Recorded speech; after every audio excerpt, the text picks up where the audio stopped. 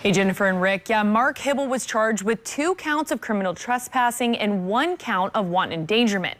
Like you said, Hibble agreed to an Alford plea, which means he maintains his innocence but recognizes that there is enough evidence to convict him at trial. Now, Hibble waits his sentencing. That's 2 counts of criminal trespass in the first degree. Again, those are both Class A misdemeanors.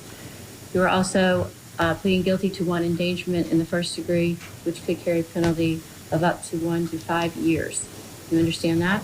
Yes. As Mark Hibble reviewed his charges with the judge on Thursday, he maintained his innocence through an Alford plea, meaning he is not admitting to the crimes, but understands that there is enough evidence to convict him if the case were to go to trial. If we sat down 10 juries and were able to listen in on deliberations on 10 different juries on this case, we'd have 10 wildly different versions of deliberations.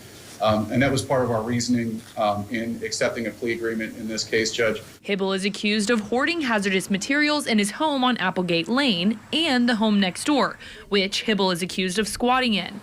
Last July, police searched both homes and found dozens of chemicals that can be used to make explosives. Sulfuric acid was found in the bathroom window of 6211 Applegate, approximately 30 feet from the house behind it on Maple Hill Road, placing the residents of that home in immediate danger. And I think there was a divergence between the way the government would view the way these chemicals were handled and used and the way that Mr. Hibble had viewed his usage of them through his experience as a chemist. It was also revealed in court on Thursday that homemade LSD was found in Hibble's home, which could result in more charges against him at his sentencing in November.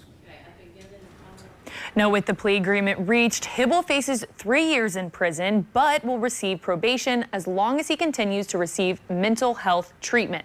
As for the home on Applegate Lane, it has since been demolished and the chemicals have been disposed by the EPA. Live in studio, I'm Addie Miners, WLKY News.